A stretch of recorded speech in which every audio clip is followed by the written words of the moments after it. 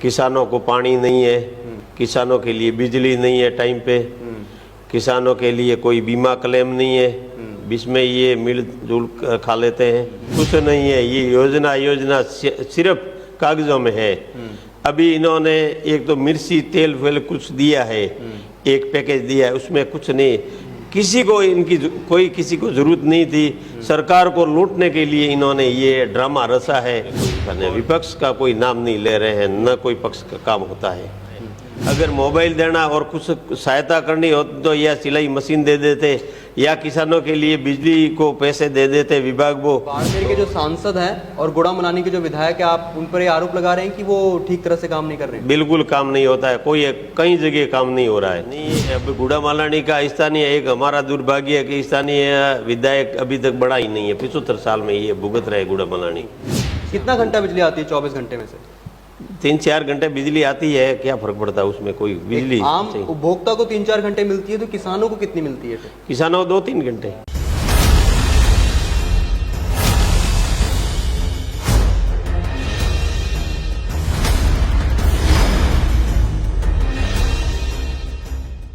नमस्कार, मैं मनोज पांडे स्वागत करता हूं आप सभी का डीसीएन के खास कार्यक्रम कौन बनेगा विधायक में। और आज इस कार्यक्रम की कड़ी में आज के एपिसोड में हम पहुंचे हैं गुड़ामलानी विधानसभा में, जहां पर आज के हमारे मेहमान हैं एक ऐसे नेता जो पिछले काफी समय से यहां की राजनीति में सक्रिय हैं और गुड़ामलानी में आरएलपी से प्रबल दावेदारी भी कर रहे हैं। मैं स्वागत करना चाहूंगा हरदा राम जी चौधरी का। तो सर, सबसे पहले आपका स्वागत है हमारे कार्यक्रम में।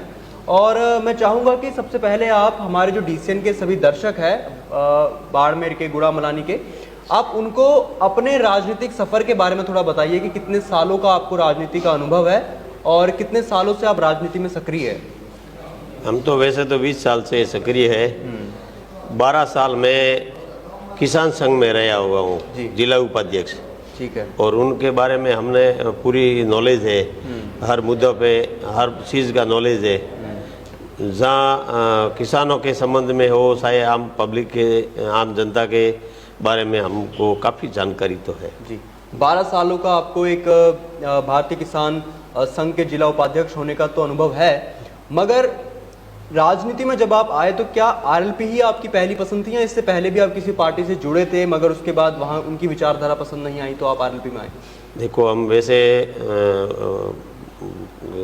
किसान संघ में तो थे, विचारधारा बोर्ड वगैरह तो करना पड़ता है, समर्थन तो रहना ही पड़ता है पार्टी कोई भी वो। तो पहले कांग्रेस के थे, फिर बाद में कांग्रेस को छोड़ दिया, विचारधारा नहीं मिली और बीजेपी में आए। बीजेपी और कांग्रेस अभी तो हमको एक ही लगी। इसी कारण से हनुमान बेनीवाल, इसमें जहाँ किसी की कहाँ भी मुद्दा हो वो हनुमान बेनीवाल उठाते हैं। केंद्र सरकार में भी कोई भी मुद्दा अपना किसानों के, आम जनता के मुद्दा है तो वो भी हनुमान बेनीवाल उठाते हैं। और लोकसभा विधानसभा में भी इनके 3 एमएलए है, वो मुद्दा उठाते हैं, दूसरे कोई उठाने। विपक्ष का कोई नाम नहीं ले रहे हैं, न कोई पक्ष का काम होता है। कांग्रेस में और भाजपा में भी आपको अनुभव है, तो क्या कमियां लगी आपको कांग्रेस और भाजपा में जो आपको लगता है आरएलपी में नहीं है? अब ये हम तो लूट दिखती है सब, दोनों पार्टियों में लूटने में लगे हैं देश को। अच्छा। कोई देश को, कोई राज्य को लूटने में लगे हैं, ये लगता है हमको तो। काम कोई होता नहीं है। विशेष क्या काम होता है? किसानों को पानी नहीं है, किसानों के लिए बिजली नहीं है टाइम पे, किसानों के लिए कोई बीमा क्लेम नहीं है, बीच में ये मिलजुल खा लेते हैं, तो भी कोई काम होता नहीं। किसान, आम जनता का कोई काम नहीं होता है। भ्रष्टाचार, जो विभाग में जाए वहाँ भ्रष्टाचार चल रहा है। ये इससे बड़ी बात क्या कहें कि बिजली विभाग में 2014 तक ये बिजली विभाग वाले बोल रहे हैं कि हमने सामान दिया है और डिमांड भरे हुए हैं 18 तक और घोषणा की हुई है 22 तक की। तो इससे बड़ा धोखा और भी इससे बड़ा क्या आज तक होता है इनका। हाँ, तो अभी लोट ही चल रही है, इसमें क्या। पर कांग्रेस जो सरकार है उसका ये कहना है कि हमने तो 100 यूनिट बिजली फ्री करी है, किसानों के लिए 200 यूनिट 2000 यूनिट जो है बिजली फ्री करी है, और कई पशुधन योजना, बीमा योजना भी किसानों के लिए, पशुपालकों के लिए वो लेकर आए हैं। तो क्या इन योजनाओं का जो गुड़ामलानी के लोग हैं वो लाभान्वित हो पा रहे हैं, गुड़ामलानी के किसान? नहीं हो रहे, कुछ नहीं है। ये योजना सिर्फ कागजों में है। अभी इन्होंने एक तो मिर्ची तेल वेल कुछ दिया है, एक पैकेज दिया है, उसमें कुछ नहीं। किसी को इनकी कोई किसी को जरूरत नहीं थी। सरकार को लूटने के लिए इन्होंने ये ड्रामा रचा है। और मोबाइल दिया है तो भी यही ड्रामा है। अगर मोबाइल देना और कुछ सहायता करनी हो तो या सिलाई मशीन दे देते, या किसानों के लिए बिजली को पैसे दे देते विभाग को, तो बिजली विभाग को ये पैसे अगर जाते तो 10 साल तक किसानों की मुफ्त बिजली मिलती और टाइम पे बिजली जरूर मिल जाती। ये सब जो आप बातें बता रहे हैं, किसान होने के नाते आप क्या कभी मौजूदा विधायक के पास गए, या कभी कोई किसान संघ आपका मौजूदा विधायक के पास गया? क्योंकि वो कैबिनेट में मंत्री भी है, वन एवं पर्यावरण मंत्री का विभाग भी उनके पास है। तो क्या किसानों की समस्याएं वो सुनते हैं? बिल्कुल, हमको कुछ नहीं लगती है। हमने कई साल धरना दिया था बाड़मेड़ में, और बुजुर्ग लोग, हम 60 लोग गए थे कि हम किसानों के बीच में नहीं आएंगे। हाँ, हमारे सरकार के खिलाफ नहीं बैठ सकते हम। तो सरकार के खिलाफ अब ये विधायक हमको सहयोग नहीं करेंगे तो किसानों को तो कौन करेगा? हाँ। तो आप ये आरोप लगा रहे हैं मौजूदा विधायक पर कि उनकी तरफ से किसानों का सहयोग नहीं किया जाता है? हमारे दो मंत्री है। वैसे कृषि मंत्री है कैलाश जी चौधरी, और इनका ही विभाग है ये बीमा, और वो भी नहीं आ रहा है। अच्छा। हाँ, आ रहा है तो नाम मात्र है। तो बाड़मेर के जो सांसद हैं और गुड़ामलानी के जो विधायक है, आप उन पर ये आरोप लगा रहे हैं कि वो ठीक तरह से काम नहीं कर रहे हैं? बिल्कुल काम नहीं होता है, कई जगह काम नहीं हो रहा है। अच्छा। हाँ। कांग्रेस का ये कहना है कि हम बहुत सी योजनाएं लेकर आए हैं, 500 रुपए में गैस सिलेंडर दिया है, 25 लाख का चिरंजीवी बीमा हमने किया है, तमाम और भी कई योजनाएं उन्होंने बताई, मुफ्त के जो है फोन बांटे जा रहे हैं। ऐसी योजनाओं का गुड़ामलानी की महिलाएं, बुजुर्ग, कितना उनको फायदा हो रहा है, और क्या कहना चाहेंगे इन योजनाओं पर? किसी को कोई फायदा नहीं है, ये खाली लूट दिख रही है, कागजों में है। कोई फायदा नहीं हुआ। मैंने अभी बोला है ना, वो फोन बांटे, अगर ये बांटते तो सिलाई मशीन दे देते वो फोन की जगह। अब ये लूट ही है खाली। सरकार को कैसे लूटे? तो ये बहाना बना करके मोबाइल का, ये सरकार को लूटना है, इनको सरकार को लूट रहे हैं और कोई काम दे रहे नहीं। अब देखो, सरकार का काम था अब स्कूलों में भर्ती लेने का, तो भर्ती लेने परीक्षा आती है तब पेपर लीक हो जाता है। अब भी सारे युवा और हो गए, मतलब बड़े हो गए। हाँ, एवरेज, ठीक है न, तो उनको पढ़ने, अभी वो नौकरी कब लगेंगे, कब होगा, ये उनकी टाइम भी चला गया नौकरी लगने का। एक अपने पास में युवाओं के लिए एक रोजगार का वादा किया था, एक कंपनी है RGT कंपनी, यहाँ हमारे नगर में ही है। तो उसमें भी 80% एग्रीमेंट मैं भी साथ में था और हो गया था हमारे और इन कंपनी के साथ में। तो इन्होंने अभी तक 1% 2% हमारे यहाँ का कोई है नहीं युवा रोजगार के लिए। तो ये भी लूट इनकी नेताओं की चल रही है। नेता और ये कंपनी वाले मिल जाते हैं और फिर लूट चलती है, और वो बाहर के लोग आकर के यहाँ है, फर्जी डिग्रियां भी चलती है और सब फर्जीवाड़ा चलता है। आप समस्याएं तो बता रहे हैं, आप ये कह रहे हैं कि कांग्रेस की योजनाएं जो है वो एक लूट है। RLP की तरफ से भी पिछले काफी समय से जो है बजरी माफिया को लेकर आवाज उठाई जा रही है, धरने किए जा रहे हैं, कई नेता अनशन पर भी बैठे हैं। गुड़ामलानी में इसका कोई फर्क आपको देखने को मिला है? जो धरना प्रदर्शन या जो बजरी माफिया के खिलाफ जो आवाज उठाई जा रही है, इसका कोई यहाँ पर आपको लगता है कि कुछ फर्क पड़ा है? देखो, सरकार मिली जुली हुई है, फर्क तो पड़ता ही है, काफी फर्क पड़ा है। इनका टेंडर भी हटा दिया है, कुछ फर्क तो पड़ा है, परंतु लुटेरे और सरकार मिली जुली हुई है। हाँ, तो ये फर्क पड़ने में आम जनता को फर्क नहीं पड़ने दिया है। आप कह रहे सरकार मिली जुली है, भाजपा और कांग्रेस के गठजोड़ पर जो है आपके सुप्रीमो हनुमान बेनीवाल भी लगातार आरोप लगाते रहे हैं। अगर हम गुड़ामलानी की बात करें, यहाँ पर जो कांग्रेस के विधायक हैं हेमाराम चौधरी और भाजपा से पूर्व विधायक रहे हैं लादूराम बिश्नोई, क्या इनके बीच भी आपको ऐसा लगता है कि वो भी कभी आपसी मिली जुली सरकार चलाई है उन्होंने? कोई ये मिली जुली है और क्या है, कोई विपक्ष इनका काम था, विपक्ष निभाने का इनका काम था, वो ये आए नहीं यहाँ।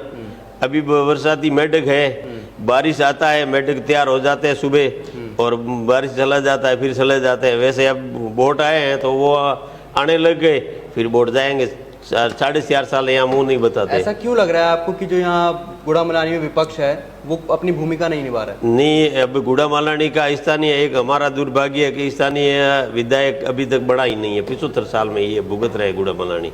अच्छा, अगर 75 साल में अभी एक विधायक हमारा यह होता तो ये गुड़ामालानी नगर पालिका बनता तो जिला भी बन जाता।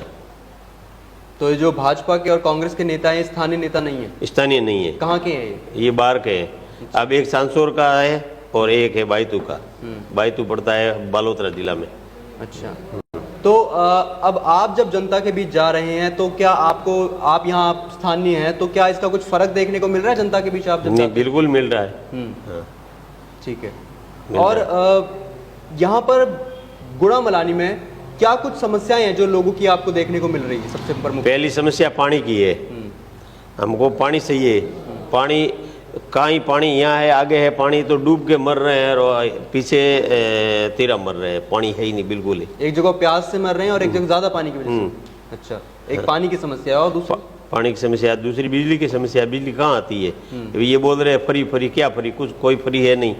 फ्री क्या है? हमारे भी देख लो, अभी कल मैसेज आया बिल पड़े तो फ्री है ही नहीं। कितना घंटा बिजली आती है 24 घंटे में से?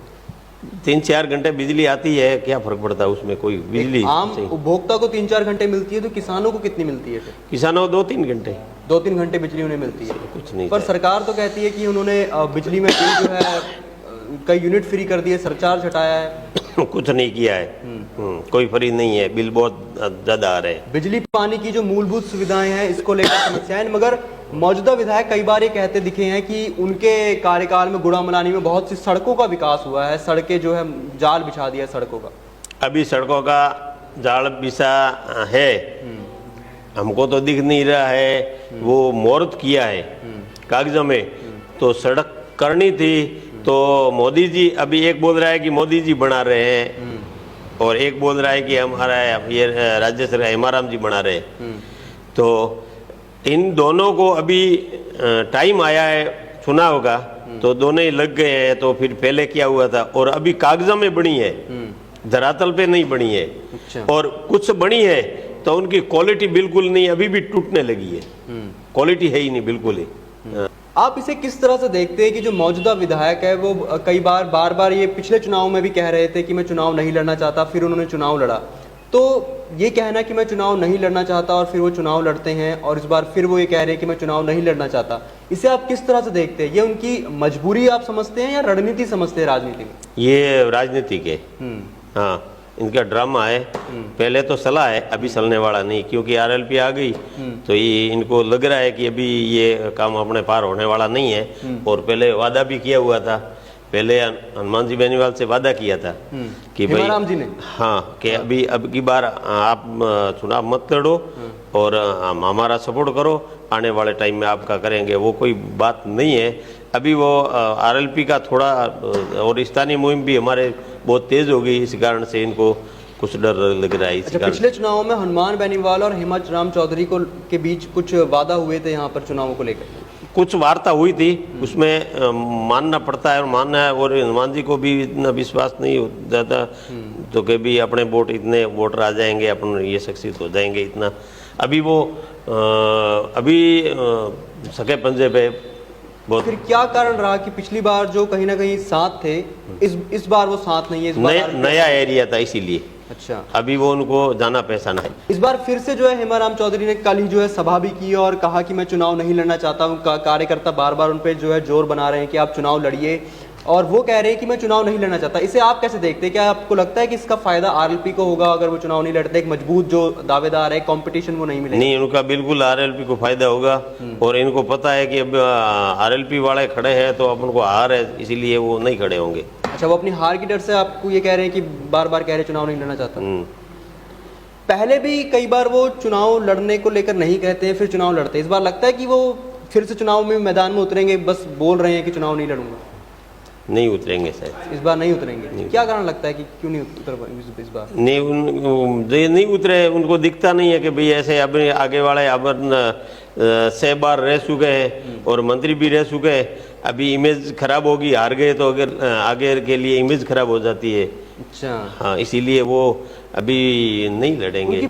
आपको क्या लगता है कि इस बार आरएलपी का मुकाबला किन चेहरों के साथ हो सकता है? किन पार्टी किन चेहरों को उतार सकती है आरएलपी? कोई भी उतारे, आरएलपी जीतेगी, श्योर जीतेगी, इसमें कोई आप फर्क इतने नहीं। दावे के साथ कह रहे हैं कि कोई भी चेहरा उतारे और हम जीतेंगे, क्यों है इतना जो कॉन्फिडेंस है, कैसे आ रहा है आपके अंदर?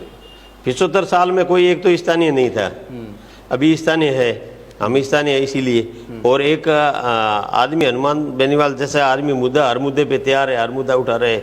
अभी घोषणा है कि किसानों का संपूर्ण कर्ज माफ, किसान कृषि हेतु कृषि बिजली माफ, और कई ऐसी योजना है, एमएसपी है, लागू खरीद गारंटी है, ये लागू कर देंगे।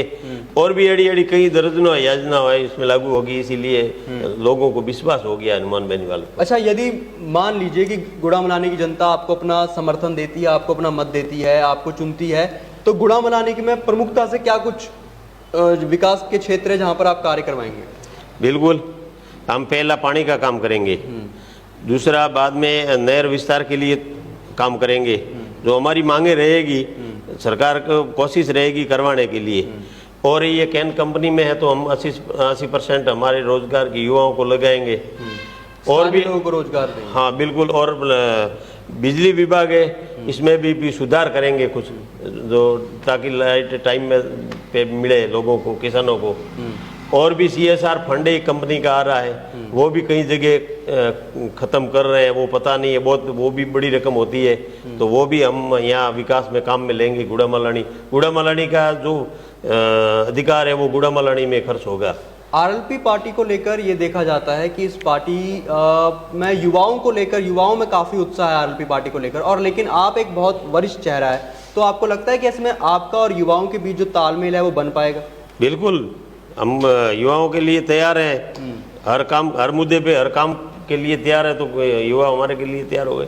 आप युवा आपके पास आते होंगे, क्या कुछ फीडबैक आपको मिलता है उनसे? बिल्कुल, युवा हमारे को बोल रहे हैं कि आप आगे बढ़ो, हम आपके साथ में हैं। अच्छा, और चुनाव लड़ो, अपन जीतेंगे आराम से आरएलपी इस साल। सबसे आगे हमारी ये रहेगी सीट आरएलपी की गुड़ामलानी से। और भी ये बुजुर्ग है, कोई कुछ ये बंधान कर लिया है, ये डोडा वगैरह का, उनके लिए भी बहुत नुकसान हो रहा है, ब्लैक का लाना पड़ता है। तो पहले ये ठेके चलते थे तो टेंडर होता था, अभी वो टेंडर नहीं हो रहा है, बहुत बड़ा ये एक नुकसान हो रहा है इन बंधानियों में। ठीक है, तो इन लोगों को हमने बोला कि भाई आप आगे मत बढ़ो, आप ले रहे हो आपके लिए, ठीक है। तो ये या तो शराब का भी बंद होना चाहिए या ये खुलना चाहिए ठेका वापस। यदि आप ये कह रहे हैं कि अगर आप विधायक बनते तो कोशिश करेंगे कि ये जो डोडे को लेकर पहले टेंडर मिलते थे वो दोबारा मिले? हाँ, क्योंकि उनको लूट तो बंद हो गए काफी, अब पड़ गए, वो फट गए। फिर इनको बोला हमने कि भाई आप आगे मत बढ़ाना, आप हो तो आपके लिए जरूर कोशिश करेंगे। आप लंबे समय तक किसान संघ से भी जुड़े रहे हैं, और इस बार की हम बात करें तो इस बार किसानों को जो बहुत बड़ी समस्या आई वो गिरदावरी को लेकर आ रही है, क्योंकि बारिश जो है पहले वो समय पर नहीं हुई, और किसानों ने फसलों को लेकर जो है फिर बाद में जब बारिश हुई तो कटी हुई फसल भी उन किसानों की जो है खराब हुई। तो यहाँ पर गुड़ामलानी में क्या स्थिति है किसानों की?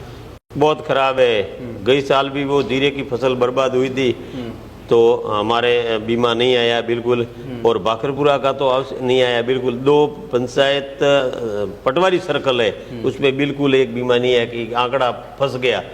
मैंने बोला उनको कि आंकड़ा कहाँ फंसा है, मैं निकलवाता हूँ। तो ये बहुत किसानों के साथ में घातक हो रहा है, पैसे ये वसूलने में लगे हुए हैं, बीमा काट देते हैं, सरकार को भी ये नुकसान में देते हैं, और बीमा किसानों को मिलता नहीं है बिल्कुल।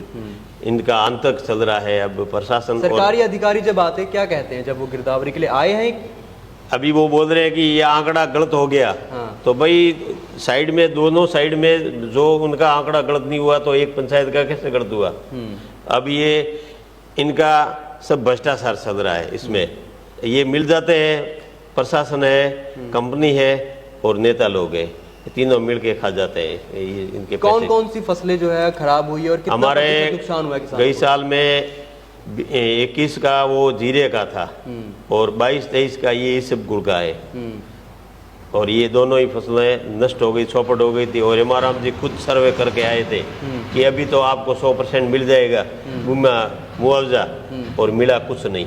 उनके लिए हम धरने पे बैठे, हमको किसी ने जवाब नहीं दिया और दोनों ही ये नेताओं पास में होकर निकलते थे और हमारी सूझ किसी ने किसानों की नहीं ली इन दोनों में से। सरकार की तरफ से कोई मोबाइल ऐप भी लाया गया है जिसकी तरफ से ऑनलाइन आप गिरदावरी के लिए उसमें आवेदन कर सकते हैं? अब किसान नहीं कर सकता ऐसा काम, अब इनको गवर्नमेंट को ही करना पड़ता है। अब हर किसान पढ़े लिखे थोड़े ये इतने ऐप पे जानकार नहीं है, किसान खेती कर सकते हैं, ये काम थोड़ा ही कर सकते हैं और कर सकते हैं तो कोई भूल हो जाती है तो फिर आंकड़ा खत्म हो जाता है, तो इसीलिए ये इनकी जिम्मेवारी है, वही करेगा ये काम। तो लगता है इस बार जो गिरदावरी है वो समय पर मिल पाएगी क्योंकि चुनावी साल है? नहीं लगती मेरे को तो। ये अभी भी ये 23 का ये है न खरीफ का, ये भी बाजरे वगैरह था ही नहीं और अभी ये बोल रहे क्या ड्रामा, हमको तो समझ में नहीं आ रहा। गिरदावरी खुद को करनी है, गिरदावरी ऐसे किसान करके नहीं चलेगी ये काम, तो इनको गवर्नमेंट को खुद को करनी चाहिए। ठीक है, तो ये थे आरएलपी से प्रबल दावेदारी कर रहे एक किसान और एक नेता हरदाराम चौधरी, जिनको आपने पूरी विचारधारा को जाना, समझा और परखा भी होगा। तो कमेंट सेक्शन में आप ने इनको लेकर क्या कुछ सोचा है वो आप कमेंट सेक्शन में जरूर बताएं। आप इनको गुड़ामलानी के विधायक के रूप में देखना चाहते हैं या नहीं, वो भी आप यस और नो के माध्यम से कमेंट सेक्शन में जरूर बताएं। गुड़ामलानी की जो जनता है वो इस वीडियो को अधिक से अधिक शेयर करे गुड़ामलानी में सभी लोगों तक।